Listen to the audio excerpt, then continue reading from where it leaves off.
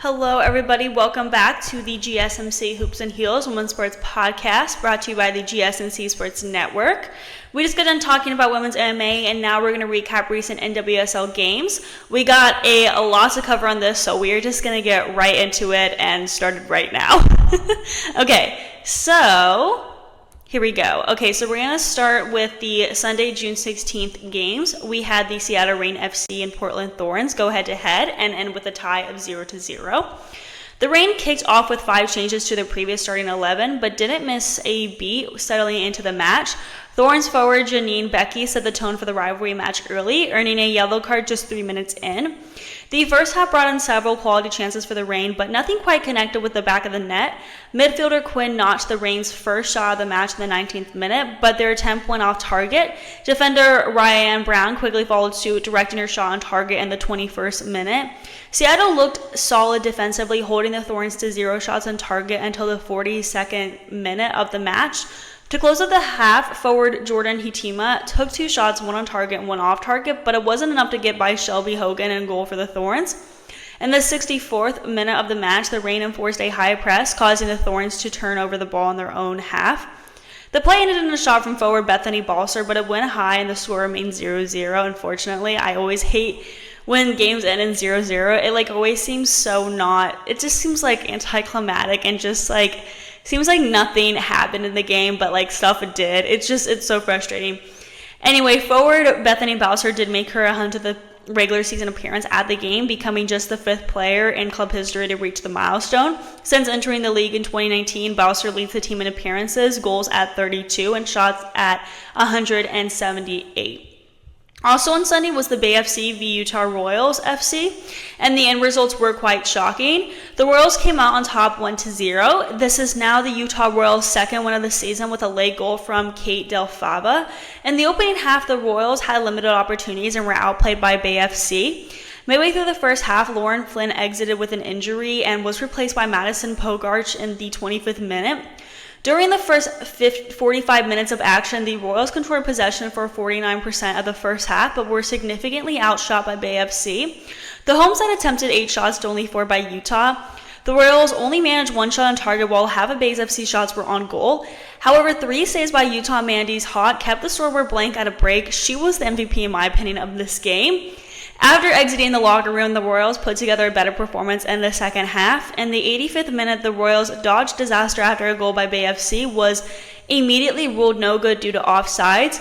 However, in the 89th minute of action, Del Fava broke the scoreless drought for Utah with a header that snapped down into the goal. Bay FC goalkeeper Caitlin Rowland into the back of the net. Following Del Fava's goal, 9 minutes of stoppage time were added to the clock at the 90-minute mark. Utah managed to hold up Bay FC to secure the win. In the end, Utah still lost the possession battle 51-49%. However, in the second half, Utah produced more shots and finished with 11 for the match. Bay FC was limited to 1 shot in the second half. The Royals finished with 7 shots on goals. I am extremely impressed by how the Royals played. This was a really good game. The Royals were obviously the underdogs going into this game, and I did not realize, I don't know, I'm very impressed with how the Royals played. Okay, on Wednesday, June 19th, Gotham FC beat the San Diego Wave 2-1. The home side got on the scoreboard first when forward Rose Lavelle hit a rocket from the top of the box in the extra time of the first half. San Diego leveled the score just 2 minutes into the second half when forward Maya Jones scored her first career professional goal.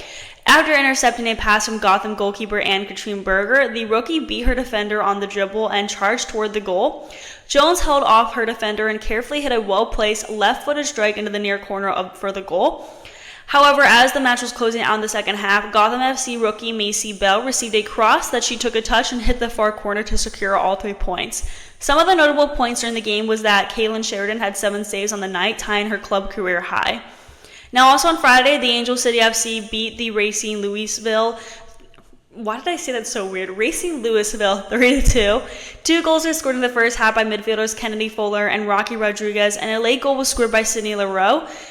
Louisville's goals were scored by midfielder Taylor Flint and defender Carson Pickett. Angel City had the first good chance of the game in the 8th minute when Fuller sent in a cross from the right that fell to Leroux at the edge of the 6-yard box. Leroux got her head in on the ball but sent it back across the face of goal and wide of the near post. After dominating possession throughout the early part of the game, the host opened the scoring in the 17th minute. Defender Madison Curry played a pinpoint through the ball under the feet of the Louisville defense and into the 6-yard box for Fuller, who one-timed it into the back of the net. It was Fuller's first professional goal and Curry's first professional assist. In the 26th-minute, Racing midfielder Savannah DeMello made an interception in ACFC's defensive third and quickly fired off a shot, but her attempt went wide. Angel City goalkeeper Didi Harisic made a key save in the 34th minute, diving left to narrowly stop another shot by DeMello from 20 yards. In the 41st minute, Louisville pulled one back on a penalty kick.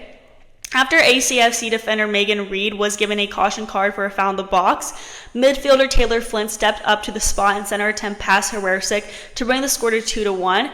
The winner came in the 85th minute when Thompson threaded an impressive one-touch through the ball in for Leroux, who took a touch to burst into the 18 and placed a driven shot inside the far post and past a diving Lund.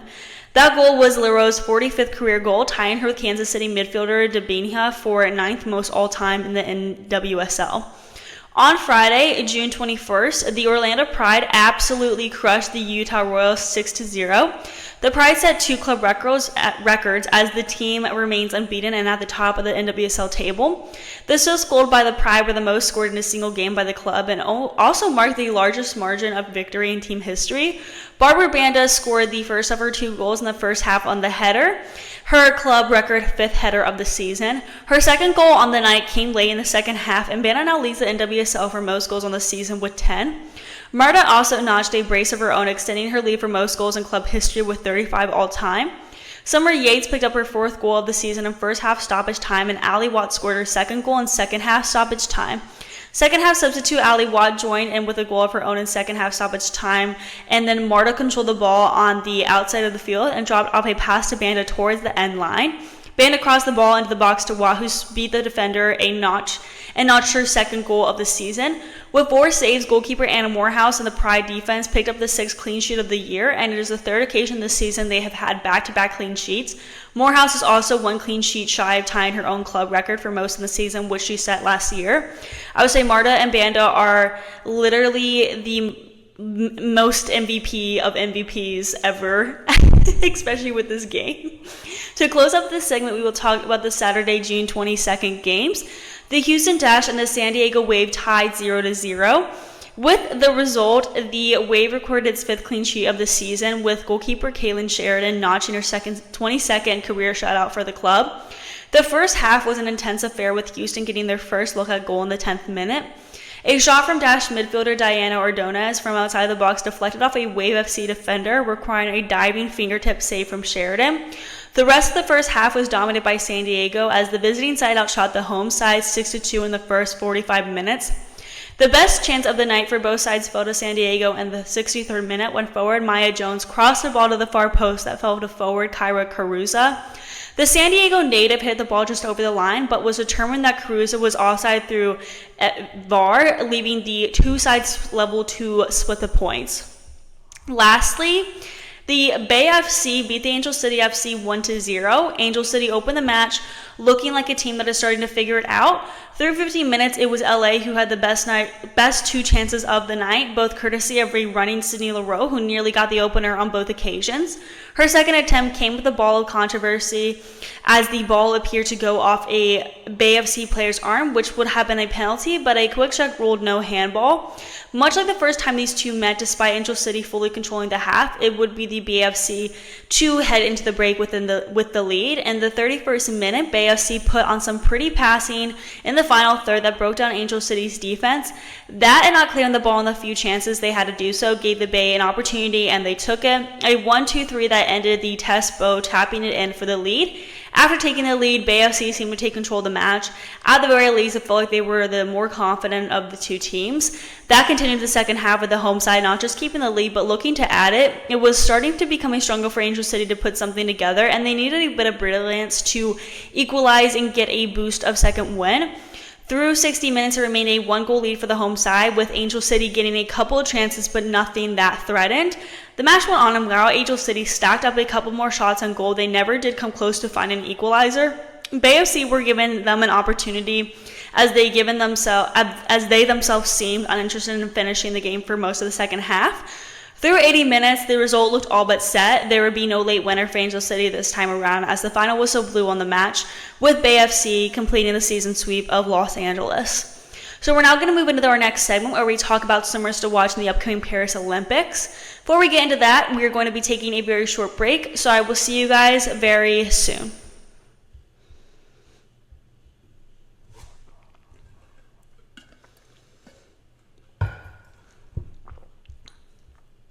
For the best and latest podcasts available anywhere, go to the podcast app on your cell phone and type in GSMC to access free content-rich podcasts on health and wellness, book reviews, sports, entertainment, relationships, social media, movies, technology, finance, and even weird news. Subscribe and download the GSMC Podcast Network's family of shows, available everywhere podcasts are found.